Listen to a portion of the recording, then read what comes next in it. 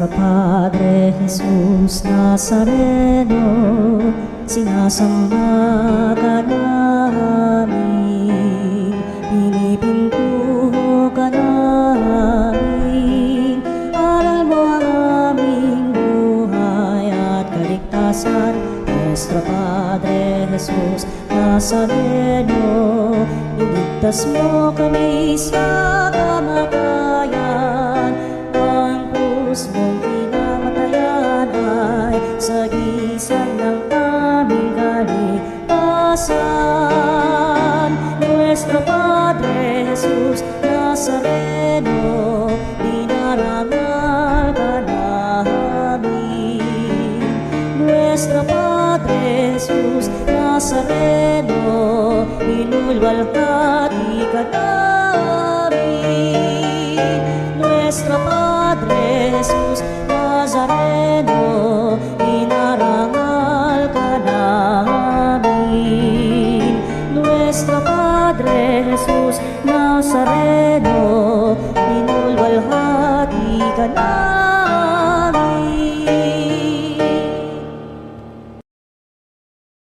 Ialay mga awitin sa piging na handog niya sa atin. Ialay mga awitin sa piging na handog niya sa atin.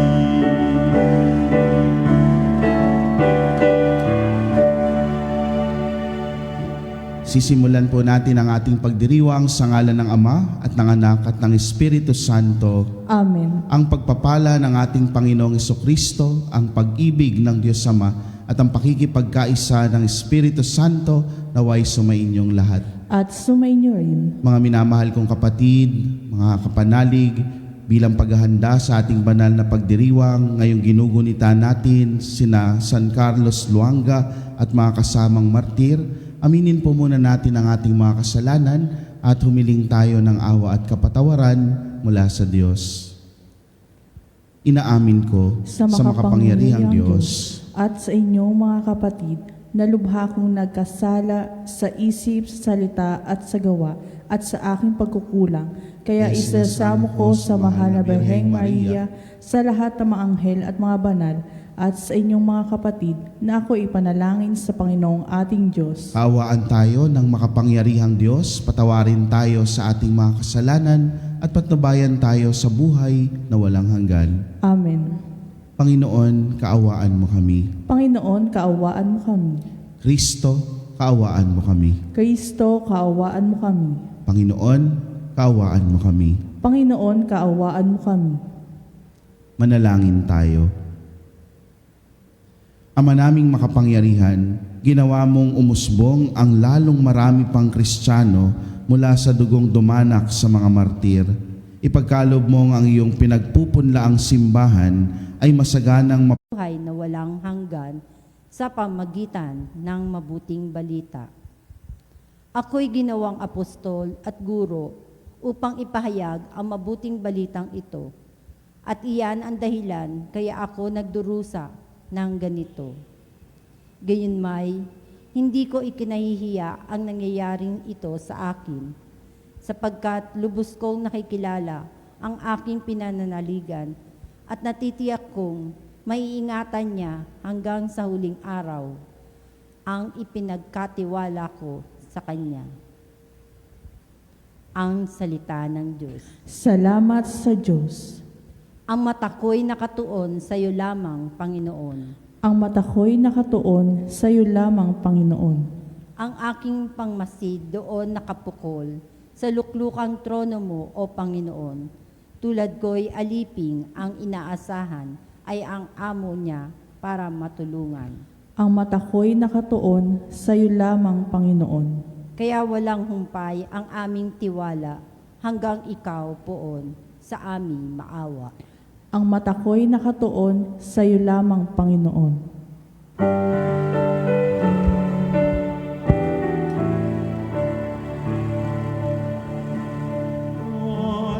Hallelujah,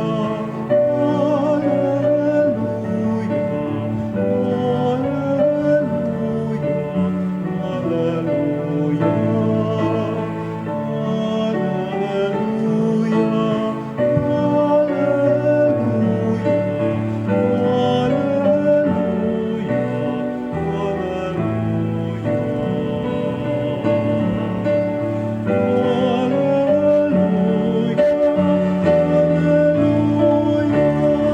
Pagkabuhay, ako't buhay, ako'y iyong panaligan, nang di mamatay kailanman. Aleluya, aleluya. Sumainyo ang Panginoon. At sumainyo'y Ang mabuting balita ng Panginoon ayon kay San Marcos. papuri sa iyo, Panginoon.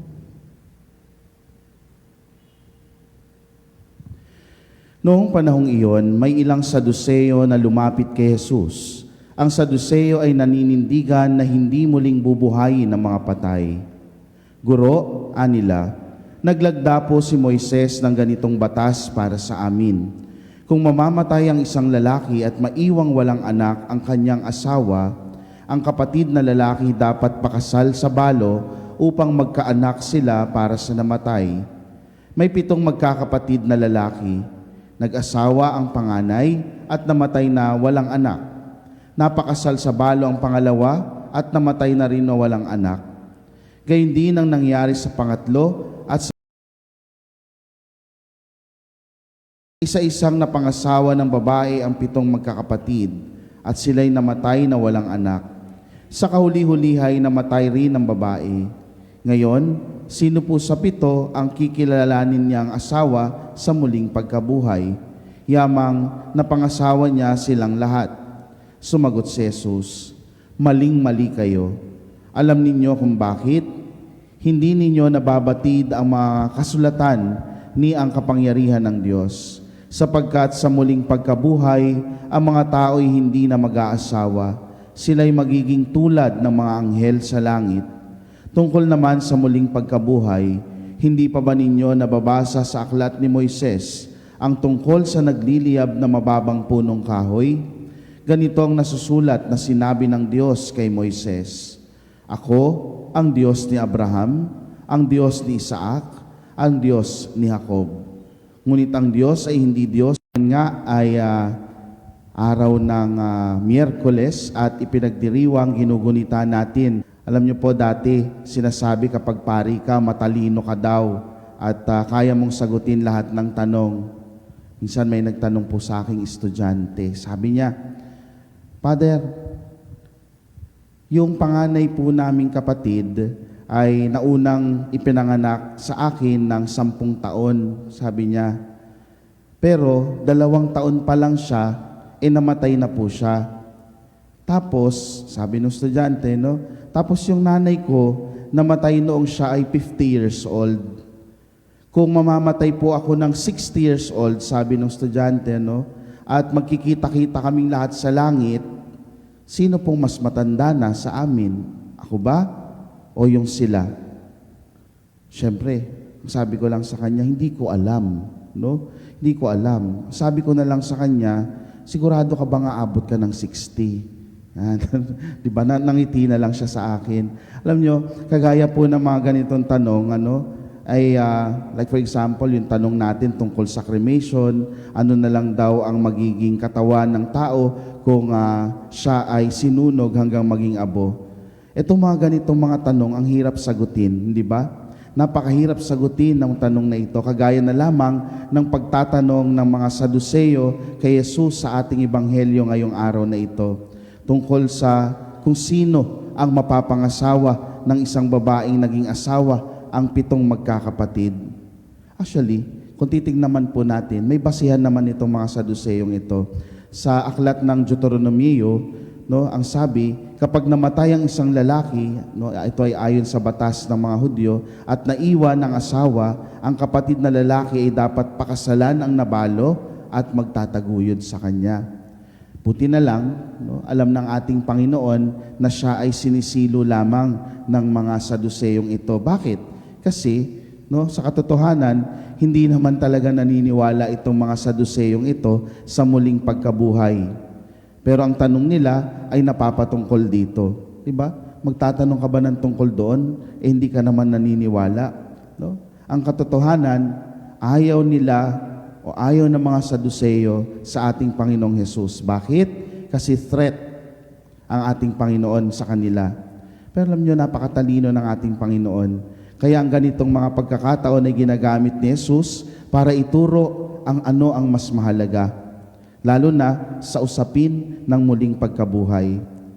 Ang katotohanan ay ipinapahayag natin ito sa ating pananampalataya, ang pagkabuhay na mag-uli ng mga namatay na tao. Di ba? Naniniwala tayo dito at linggo-linggo ay ipinapahayag natin ito sa ating pananampalataya na ang bawat isa ay bubuhayin ng Diyos sa huling paghukom. Kaya kung kukunin kayo ni Lord mamaya, bakit hindi pa ngayon? De, biro lang po. Tapusin muna natin yung misa. Tandaan natin, kung wala tayong pag-asa na may muling pagkabuhay, ano pa ang saysay ng paggawa natin ng mabuti sa mundong ito? Bakit pa tayo magpapakabait? Bakit pa tayo magmamahal? Bakit pa tayo magsasakripisyo para sa mga mahal natin sa buhay? Bakit pa tayo magsisimba?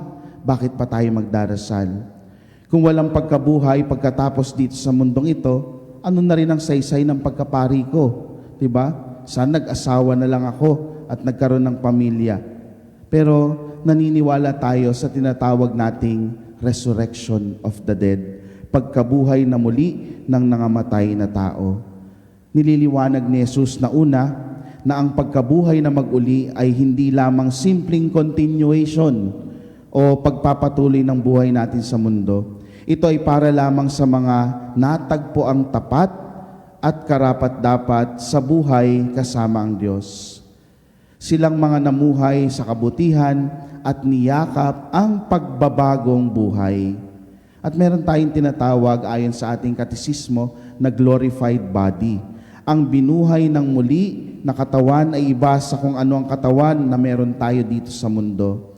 Di na natin masasabing mataba, payat, sexy, o kung ano paman, dahil hindi na ito masasaklaw ng deskripsyon ng pantao. Hindi na ito issue nung sino ang ating baguhin ang ating mga sarili. Yung naroroon yung pagsusumikap nating magbago. Dahil ang Diyos, kailanman ay hindi tayo sinukat sa ating mga kahinaan, kundi sinusukat tayo ng Diyos sa ating kahandaan at kabukasan na magbagong buhay.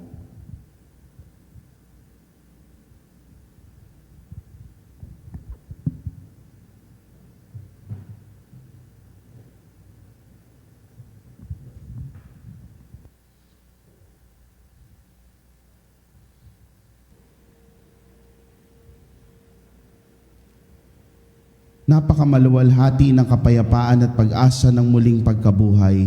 Malaya ang ating mga puso mula sa di makatwirang pag-aalinlangan at pagdududa sapagkat naniniwala tayo sa pangako ng iisang nabuhay na mag-uli sa walang hanggang kaluwalhatian.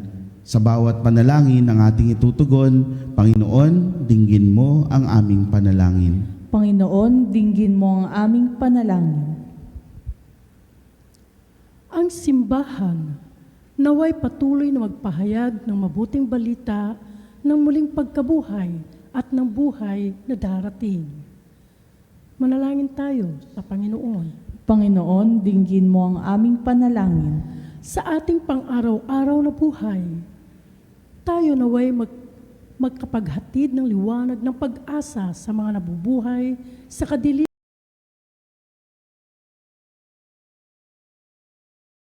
pag-asa. Manalangin tayo sa Panginoon. Panginoon, dinggin mo ang aming panalangin.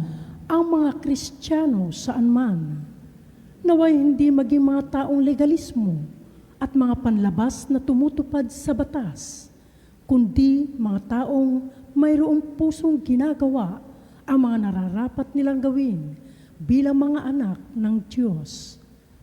Manalangin tayo sa Panginoon. Panginoon, dinggin mo ang aming panalangin. Ang mga may sakit, naway matagpuan ang mapagpagaling na presensya ni Kristo sa kanilang buhay. Manalangin tayo sa Panginoon. Panginoon, dinggin mo ang aming panalangin. Sa ating pananalangin para sa yumao at para sa mga nagluluksa para sa kanilang paglisan, naway magdulot sa kanila ng pag-asa at kasiyahan sa kanilang paghihinagpis ang muling pagkabuhay ni Kristo. Manalangin tayo sa Panginoon. Panginoon, dinggin mo ang aming panalangin. Sa ilang sandali ng katahimikan, ipanalangin natin ang kagalingan at natatanging kahilingan ng ating mga Eucharistic advocates.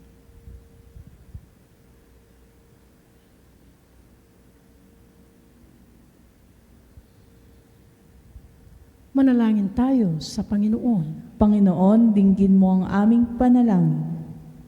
Diyos ni Abraham, Diyos ni Isaac, at Diyos ni Jacob, Diyos ng mga buhay at bukal ng buhay, at ang lahat ng pag-iral, pakinggan mo ang aming mga panalangin na itinataas namin sa iyo sa pamamagitan ni Kristo na aming Panginoon. Amen.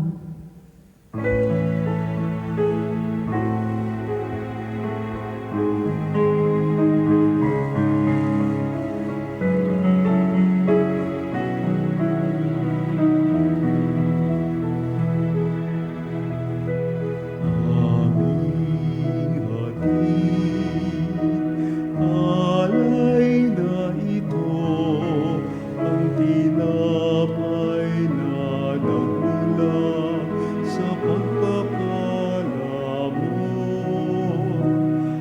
At tanggap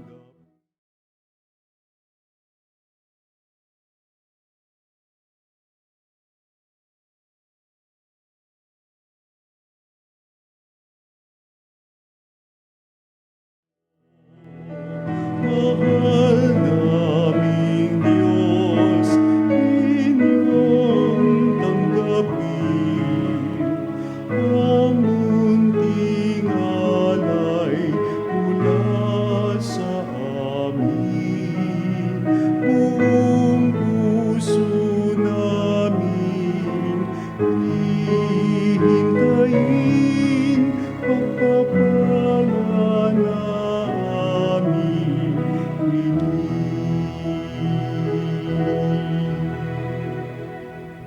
Manalangin kayo mga kapatid upang ang paghahain natin ay kalugdan ng Diyos samang makapangyarihan. Tanggapin nawa ng Panginoon itong paghahain sa iyong mga kamay, sa kapurihan niya at karangalan sa ating kapakinabangan at sa buong sambayanan niyang banal.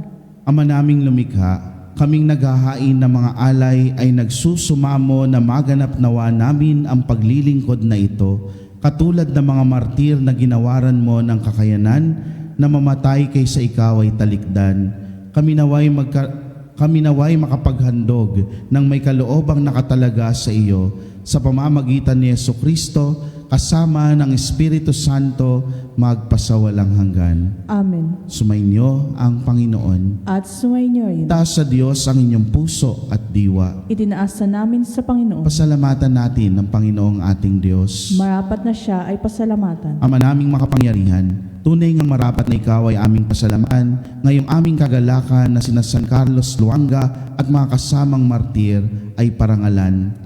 Sila'y kapanalig naming may paninindigan na ikaw ay pahayag kahit sila ay mamatay, sapagkat minarapat mong kanilang matularan ang iyong anak na naghain ng sariling buhay.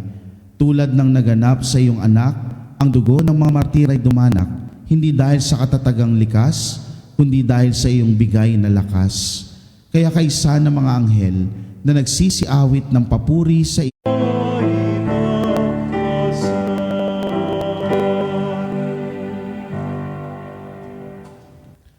Ama naming banal, ikaw ang bukal ng tanang kabanalan, kaya't sa pamamagitan ng iyong Espiritu gawin mong banal ang mga kaloob na ito, upang para sa aming maging katawan at dugo ng aming Panginoong Hesukristo. Bago niya pinagtiis ang kusang loob na maging handog, hinawakan niya ang tinapay, pinasalamatan kanya, pinaghati-hati niya iyon, iniabot sa kanyang mga alagad at sinabi, "Tanggapin ninyong lahat ito at kanin, ito ang aking katawan na ihahandog para sa inyo."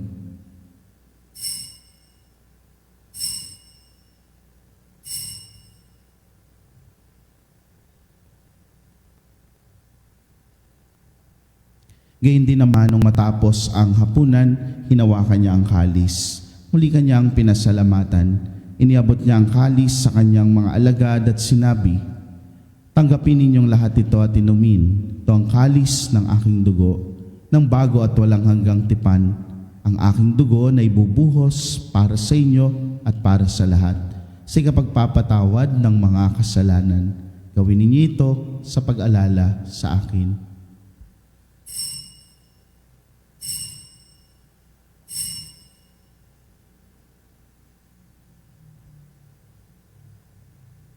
Ipagbunyi natin ang misteryo ng pananampalataya. Sa krus mo't magkabuhay, kami natubos mong tunay. Ang Jesus namin.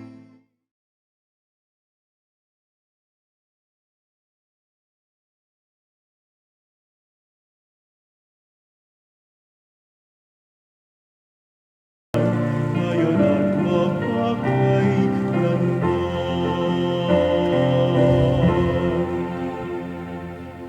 Ang mga ginagawa namin ngayon ng pag-alala sa pagkamatay at muling pagkabuhay ng iyong anak, kaya tiniaalay namin sa iyo ang tinapay na nagbibigay buhay at ang halis na nagkakaloob ng kaligtasan. Kami nagpapasalamat dahil kami iyong minarapat na tumayo sa harap mo para maglingkod sa iyo. Isinasamo namin kaming magsasalo-salo sa katawan at dugo ni Kristo ay mabuklod sa pagkakaisa sa pamamagitan ng Espiritu Santo. Ama, lingapin mo ang iyong simbahang laganap sa buong daigdig. Puspusin mo kami sa pag-ibig kaysa ni Leon na aming Papa at ni Elias na aming Obispo at ng Tanang Kaparian. Alalahanin mo rin ang mga kapatid naming nahimlay nang may pag-asang sila'y muling mabubuhay. Gayon din ang lahat ng mga pumanaw. Kaawaan mo sila at patuloyin sa iyong kaliwanagan. Kaawaan mo at pagindapatin kaming lahat na makasalo sa iyong buhay na walang wakas. Kaysa ng mahal na Birheng Maria na ina ng Diyos, ng kabiyak ng puso niyang si San Jose, kaysa ng mga apostol at ng lahat ng mga banal na namuhay dito sa daigdig ng kalugod-lugod sa iyo, may pagdiwang nawa namin ang pagpupuri sa ikararangal mo sa pamamagitan ng iyong anak na aming Panginoong Hesukristo. Sa pamamagitan ni Kristo, kasama niya at sa Kanya, ang lahat ng parangal at papuri ay sa iyo, Diyos Amang makapangyarihan, kasama ng Espiritu Santo, magpasawalang hanggan.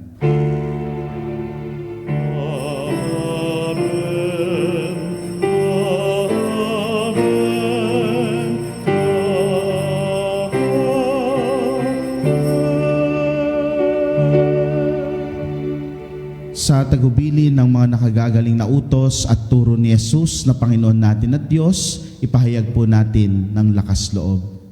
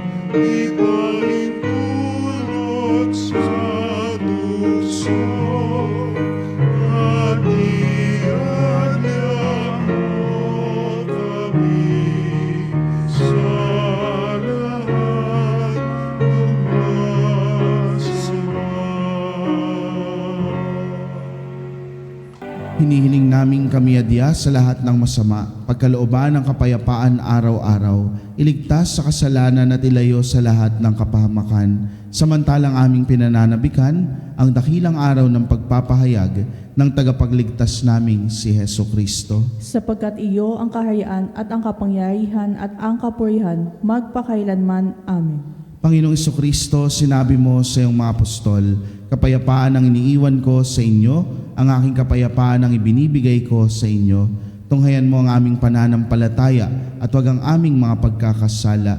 Pagkalooban mo kami ng kapayapaan at pagkakaisa ayon sa iyong kalooban, kasama ng Espiritu Santo, magpasawalang hanggan. Amen. Ang kapayapaan ng Panginoon ay laging sumainyo. At sumainyo rin. Bigayan po tayo ng kapayapaan sa isa't isa.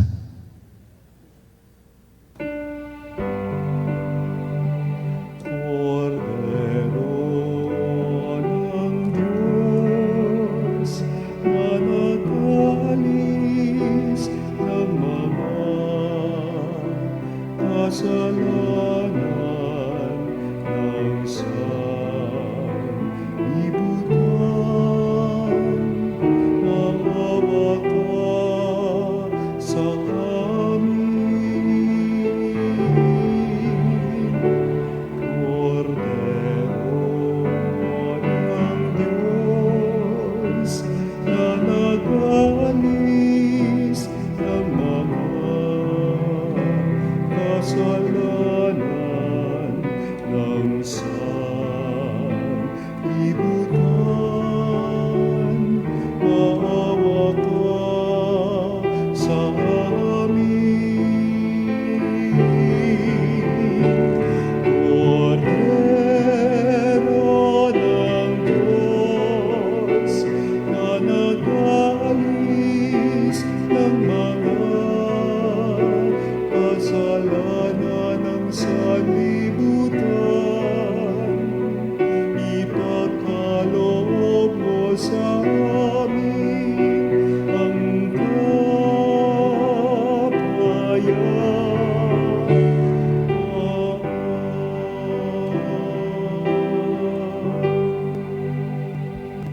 Ito ang kordero ng Diyos. Ito si Jesus na nag-aalis ng mga kasalanan ng sanlibutan. Mapalad ang mga inaanyayahan sa kanyang piging. Panginoon, hindi ako karapat-dapat na magpatuloy sa iyo, ngunit sa isang salita mo lamang ay gagaling na ako.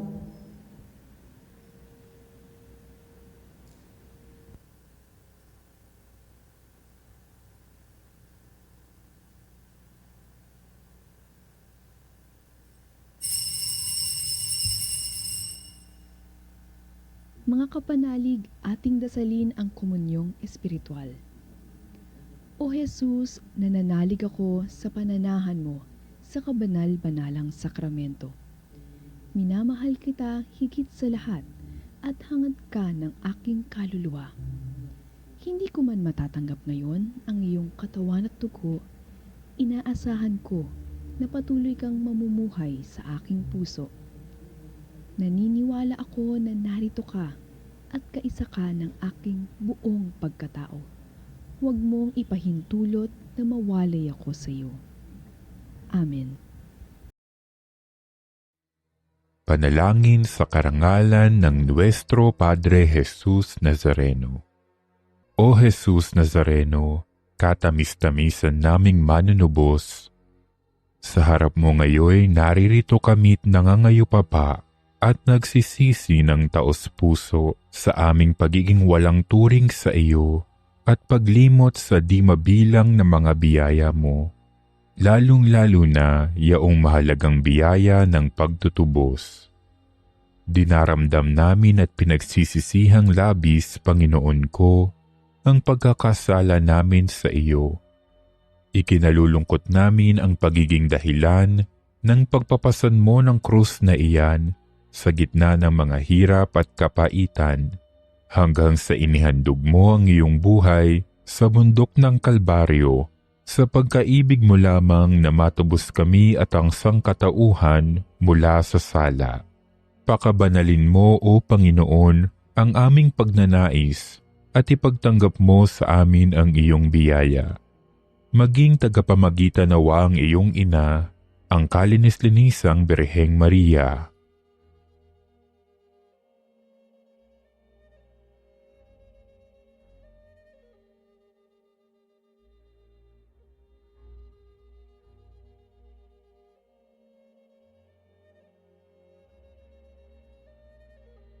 Ama naming makapangyarihan, niloob mong akuin ang iyong anak, ang krus at kamatayan, upang ang sangkatauhan ay matubos at mabuhay. Ang pag-ako namin sa krus at kamatayan dito sa lupa, ayon sa diwa ng pagsunod sa iyong loob, na ginanap ng iyong anak, ay magpagindapat nawa naming kamtin ang lubos na katubusan at pagkabuhay sa iyong piling, sa pamamagitan ni Hesukristo, kasama ng Espiritu Santo, magpasawalang hanggan. Amen.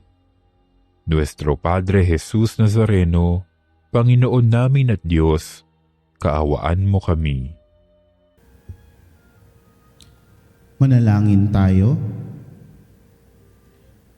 Ama naming mapagmahal, ngayong napagsaluhan na namin ang banal na pakikinabang sa paggunita sa mga martir na hindi naigupo ng kamatayan, kami nagsusumamo na ang nagdulot sa kanila ng paninindigang magtiis ay magbigay din nawa sa amin ng pananampalataya at pag-ibig sa gitna ng mga dapat pagtiisan dito sa daigdig. Sa pamamagitan ni Jesucristo, kasama ng Espiritu Santo, magpasawalang hanggan. Amen. Sa punto pong ito ay mananalangin tayo para sa lahat ng ating mga kapatid, kakilala, kamag-anak at kaibigan na mayroong karamdaman. O makapangyarihan at mapagkalingang Ama, kaming mga dumaranas na mga karamdaman ay dumudulog sa iyong kalooban sapagkat ikaw ang taga-aliw ng mga nagdadalamhati at kalusugan ng mga may sakit. Lubos kaming nagtitiwala sa iyo dahil sa mga mahimalang pagpapagaling mula sa iyo. Taglayang maalab na pananampalataya at pamimintuho, kami buong kababaang loob na nagsumasamo sa iyo para sa aming mga kapatid na may karamdaman.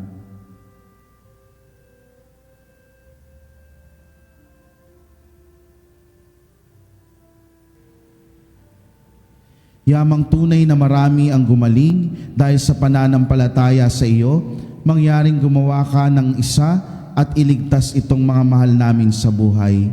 Ilayo mo sila sa panganib at ibangon sa banig ng karamdaman upang sila'y makabalik sa paglilingkod kay Jesucristo na iyong anak at aming Panginoon na nabubuhay at nagahari magpakailanman. Amen. Mahal na Birhen ng Lourdes, Ipanalangin mo kami. ilan lamang pong patalastas sa gitna ng krisis, magpamisa at manalangin. Ipagkatiwala natin sa Panginoon ang ating mga pangamba at pangangailangan sapagkat siya ang ating kanlungan at sandigan. Inaanyayahan po namin ang lahat na dumalo sa ating banal na misa dito sa Our Lady of Veritas Chapel. Para po sa inyong mga pamisa, tumawag lamang po sa Religious Department sa numero 8925-7931, local 129 or 131 or 137, o magpadala lamang po ng inyong message sa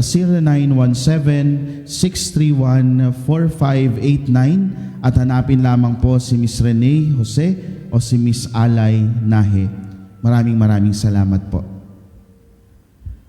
Sumainyo ang Panginoon At sumainyo rin. at pagpalain kayo ng makapangyarihang Diyos, Ama, Anak at Espiritu Santo. Amen. Tapos na po ang ating pagdiriwang, humayo kayo sa kapayapaan ni Kristo. Salamat sa Diyos. Umayo na, o bayan ng Diyos, biyayang ibahagi ay. Umayo na, o bayan ng Diyos, biyaya'y ibahagi, lubos suyuri.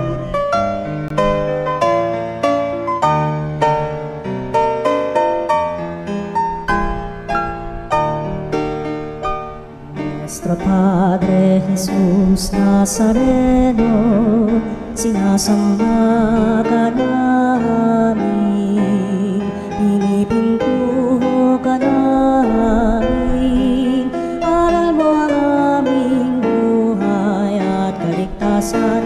Nuestro Padre Jesus Nazareno, Nazareno, iligtas mo kami sa kamatayan.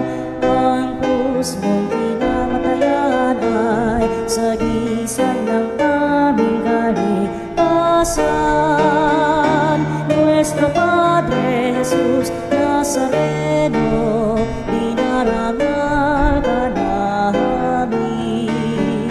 Nuestro Padre Jesus Nazareno, inulwalhati ka namin. Nuestro Padre Jesus Nazareno, inarangal ka namin. Nuestro Padre Jesus Nazareno, inulwalhati ka namin.